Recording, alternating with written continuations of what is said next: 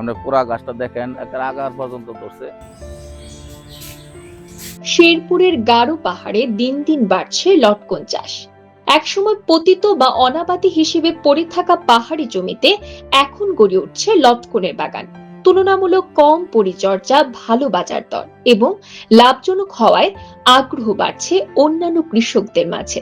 শেরপুরের গারো পাহাড়ের চারদিকে সবুজের সমারোহ আর উঁচু নিচু পাহাড়, আর সেই পাহাড়ি জনপদে এবার বাড়ছে লটকন চাষের বিস্তার।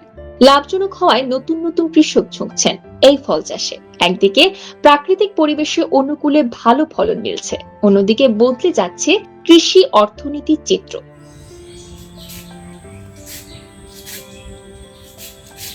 শেরপুরের ঝিনাইগাতি উপজেলার নলকুড়া ইউনিয়নের ভারুয়া গ্রামে কৃষি উদ্যোক্তা হামিদুল্লাহ।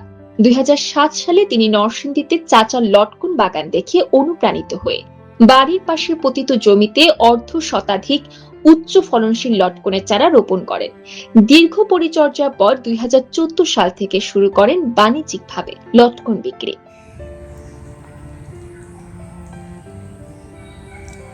বর্তমানে কৃষি উদ্যোক্তা হামিদুল্লাহর 65 শতক জমি জুড়ে রয়েছে 51টি লটকন গাছ।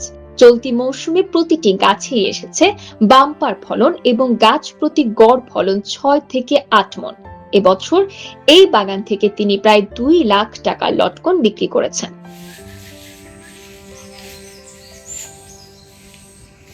কৃষি বিভাগ জানায়, চলতি বছর ঝিনাইগাতি উপজেলায় প্রায় 3 হেক্টর জমিতে লটকন চাষ হয়েছে।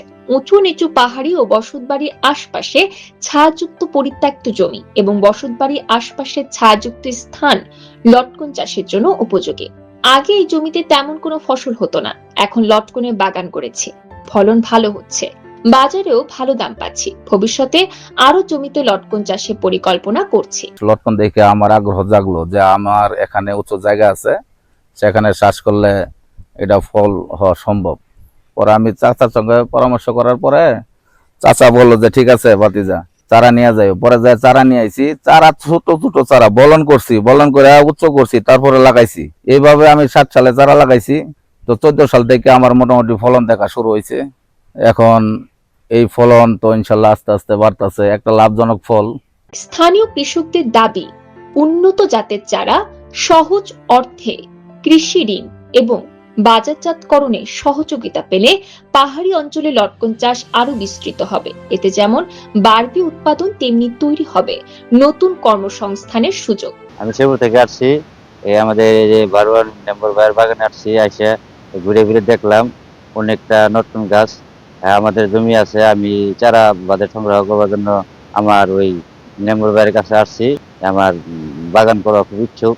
আমি ওই নম্বর ভাইয়ের কাছ থেকে পরামর্শ নিলাম। সামনের বার এরকম একটা নট্টর বাগান আমি নিজেও তৈরি করব, কারণ যেহেতু এই ব্যবসায় খরচ কম, লাভ বেশি, তাহলে বেকার বসে না থেকে নট্টর বাগানে যদি একটু শ্রম দেই, তাহলে দেখা গেছে অধিক লাভবান হতে পারবো। এই অঞ্চলে মাটি ও আবহাওয়া লটকন চাষের জন্য খুবই উপযোগী। তাই আমরা কৃষকদের লটকন চাষে নিয়মিত প্রশিক্ষণ ও কারিগরি পরামর্শ দিচ্ছি। পরিকল্পিতভাবে চাষ বাড়লে লটকন এই অঞ্চলের অন্যতম লাভজনক ফল হিসেবে প্রতিষ্ঠিত হবে।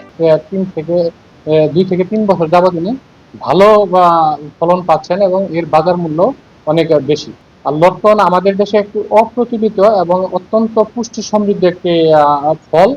লটকনে রয়েছে প্রচুর পরিমাণে ভিটামিন সি রয়েছে, ভিটামিন B2 রয়েছে, যা আমাদের দেহের গঠনের জন্য অত্যন্ত উপযোগী। চলতি বছর জেলায় 21 হেক্টর জমিতে লটকন চাষ হয়েছে। পুষ্টিগুণে সমৃদ্ধ ও লাভজনক এই ফলের চাষ সম্প্রসারণ করা গেলে পাহাড়ি অঞ্চলে পতিত জমির সঠিক ব্যবহার নিশ্চিত হওয়ার পাশাপাশি বাড়বে কর্মসংস্থান, শক্তিশালী হবে স্থানীয় অর্থনীতিও।